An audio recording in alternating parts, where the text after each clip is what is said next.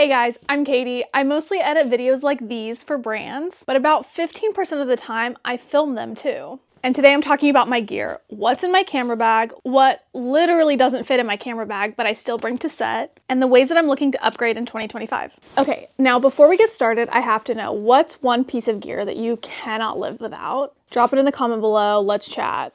Now let's get into it. Okay, first off, my camera bag itself. This one is by the brand Case. I've had it for at least 5 years. If you want to look into the specs, I've dropped a link below. This camera bag has been through the ringer. I bought it when I was photographing weddings every single weekend back when I lived in California, and so it's seen it all. It's seen snow, it's seen rain, it's seen sand, and it has lived to tell the tale. I feel like it has worn very, very well. All right, now here's what I like about it. First off, it opens from the back. Once you upgrade your camera bag to one that opens from the back like this, your life will never be the same, I'm telling you. It's a game changer. In my opinion, you have to have some sort of bag or container, whatever you're using. It has to be able to lay flat like this, have you open it and get all the things you need. You don't want to be using a bag that you'll have to tilt up, unzip, and use it like a traditional backpack where it has to be upright for you to get in there. To me, I'm like, that's way too dangerous. One of these lenses could topple out, the glass could shatter, and I'd have to replace it, which is not ideal. Now let's get into the bread and butter, my actual cameras. First of all, I feel like I need to make a big disclaimer. None of this equipment is cinema grade gear. I bought all of this gear back when I was in the thick of photographing weddings, and fortunately I had the wherewithal back then to pick photo cameras that had really great video features, and that has proven the test of time. They have great specs and they're still working great for me today. Alrighty, I have two Canon R6s on me at all times. Why two, you ask? I'm often running a multi-camera setup for interviews, and so having two cameras is essential. But even when I'm not, I bring both cameras for the peace of mind of knowing that if one camera fails, I have another as backup. It's not gonna halt production. It's not gonna cause any issues. I can just grab it and go. I have all of the settings exactly how I want them, and they're identical. So I really can just plug and play, and nobody even has to know. If a client is paying me to be there and one of my cameras stops working and then that causes an issue with the production, that's on me, and I just cannot handle that. I can't have that, and I know we'd be in trouble. So having this extra camera as a backup brings me the peace of mind that I really need in knowing that we're gonna make our day. Next up, lenses. Okay, I own these 1, 2, 3, 4 lenses, and I bring them to me with every shoot. Let's start with the Canon EF 35mm 1.4. I have, obviously the lens hood, this fun silicone lens cap I got a couple of years ago. This is a portrait photographer's workhorse lens, and I have it on one of my cameras probably 75% of the time. It is sharp, it's accurate, it's been in my kit for years, and it still works like the first day that I bought it, and I bought it used. So who knows how old this lens is, but it has been working for me forever, and how many years have I had at this point? I've probably had this since like 2018. Mind you, I do take care of it. I get it calibrated, I get it cleaned, but still, it's been a great investment and I really love it. Okay, next up is the 85mm 1.4. I think it's a 1.4, maybe it's 1.2. Yeah, so this is the 85mm 1.2, the EF lenses, or no, this is the RF version. This is definitely the heaviest. Well, is this the heavy? Okay, this is heavier, but this one definitely packs a punch. You could hurt somebody with this for sure. When I want beautiful, creamy B-roll, this is the lens that I choose. It's heavy and it's pricey, but it is so worth it. I've rented the 85mm f2 just to compare, and truly there is no comparison. Probably a $2,500 difference between the two lenses. However, again, it's the peace of mind for me. I know that this lens is going to perform in low light. I know it's going to perform when there's harsh backlight, when there's crazy lighting situations. I just can't be waiting for my camera to autofocus when the light is kind of weird. And with those lower quality lenses, that's what you get. There's a lot of tech things that go into all the details of why the lenses are better, but trust me, if you are wanting to invest in a good 85mm lens and you have the Canon RF camera series, this one is well worth its money. Now this is a 70-200. This is an EF as well. Side note, for both of my EF lenses, I have these Canon lens adapters because I used to have a 5D Mark IV, which takes an EF mount, but now I have the RF lenses, which take an RF mount. Anyway, little tech things, but even having to use these lens adapters, I haven't noticed any difference in the quality of the images. Like I said, this is my least used lens in my kit, but I'm never gonna get rid of it, and here's why. There are so many shooting situations where you cannot control how close you are to your subject. So like if I'm shooting behind the scenes on set, something's happening across the room, and I don't wanna interrupt the moment because a lot of times those candid moments require nobody to feel like they're being watched. And so I'll bust this out, film or photograph what's across the room, and no one's the wiser. This is the only lens in my kit that allows me to do that. Yeah, so when I don't want to interrupt the action that's happening, or if I know that I want a really nice close-up detail of something that's happening moderately far away, this lens is an essential for that. And this bad boy is my most recent addition. It is the RF 100mm macro. And by recent, I mean like, it's probably been at least 3 years. But the 100mm macro has been an essential in my kit ever since I started doing beauty shoots, particularly these ones right here for Review Beauty. So with beauty shoots, you really do need to get in close, film all of the makeup with a lot of detail.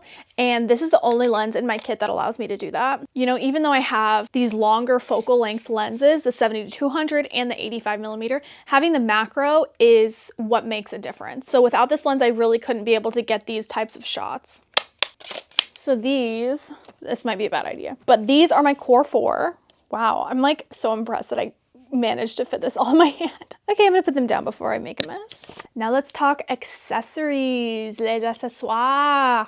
Because now that we've covered the meat and potatoes of what's in the actual bag, we're gonna go into all the little bits and bobs and the little trinkets that make it all happen.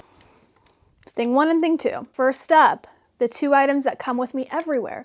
These are the reason why I always check a bag. Well, it's really just this one. This won't fit into a carry-on, or into my carry-on, I should say. This is my tripod, and this is my monopod. And by the way, these are the only things that ever go into a checked bag, because I am not checking any of this other equipment. These are things that can be easily replaceable. They're not that expensive, and it's not my camera bag that costs a lot of money and would cause me a lot of strife if I had to replace it in a pinch. So if you shoot as well and you travel for a lot of shoots, do you share the same philosophy? I'm very curious if it's just me. And I've not even had a really bad experience where I've gotten luggage lost or anything. I think I'm just more overly cautious than anything. Okay, and let me just say, these 2 are not anything special or truly expensive, aka why I'm fine just checking them in a bag. This monopod is from Amazon Basics, and the tripod is the cheapest one that I could find when I was living in Paris, like in 2018. So this was probably like 20 euros. It was one of those like, I need a tripod literally right now, and where can I find it? I'm very impressed that it's still functioning. Actually, it's funny that there are a couple little things that have broken off, but I've made do. But this, I have to say that this is one investment piece that was worth the money. This little gear head right here, it's a Manfrotto piece built specifically for monopods, or at least it says it's for a monopod. Anyway, it's designed with a quick release plate. The plate is connected to my camera right now, but here's what's so good about it. It has a swivel head. So if I'm filming like this, it's gonna be 16:9. I can tilt, and then easily I'm at shooting 9:16 because the camera's facing up and down. So this has been super helpful because I shoot a lot of social content, and a lot of times on a shoot day, we'll be shooting something intended to go online, and also we'll shoot social content in conjunction with the online content. So it's very helpful for me to be able to just boop, boop, boop back and forth from 16:9 to 9:16. I think this was like $50. I'll link it below. This is an essential. Alrighty, on to the next. Where are we? Okay, my little baggie. I keep this little baggie, tons of batteries, at least 1 charger. If the shoot is longer than a day, I typically will bring 2 chargers. And then with the batteries, this is just a little system that I have developed so that I know what's going on. If it's charged, I keep this yellow cover on the back. When it's not charged, I take it off. I can look at my bag and easily know what's charged, what's not charged, and what needs to be done. SD cards. So I have 2 of these cases, keeping my SD cards in there. Again, if the shoot is longer than a day, I'll bring both of them. Typically, one of these will last me a full day. Typically, I don't even go through the cards on one side. So if the shoot is just a day, it's overkill to bring this one. But if it's more than a day, I'll bring both.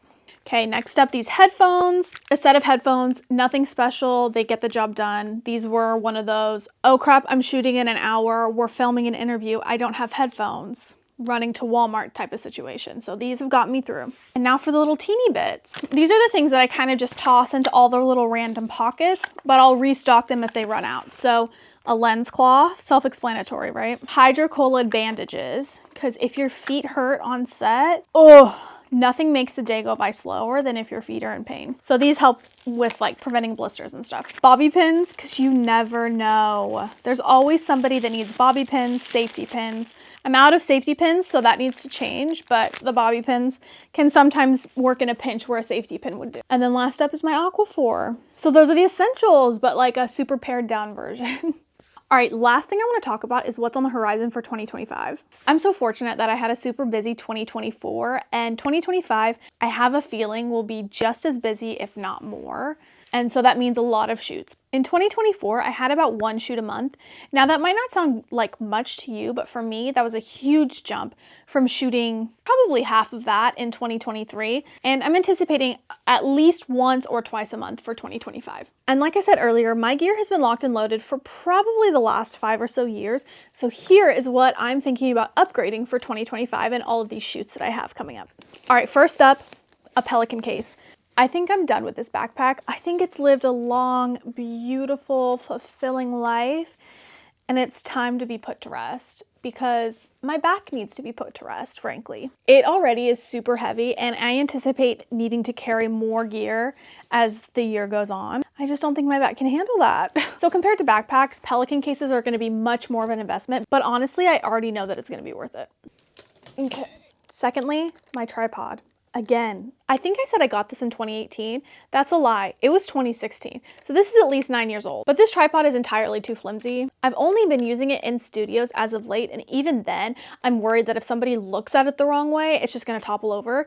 And that is not what a solid tripod make. Like, we don't need that. We don't need that. So here's what I'm looking at instead. It's called a Gitzo. A friend of mine, a photographer that I work with a lot on Acura projects, he had one of these on the last shoot that we were on together, and he was also traveling to the shoot. I was just very impressed by this tripod. So that's what I've been looking into. It comes highly recommended by him. So I'm gonna do a little bit more research, but I am very much leaning into the Gitzo of it all. However, if you do have any tripod recommendations, I would love to know. I do love learning from my random internet friends.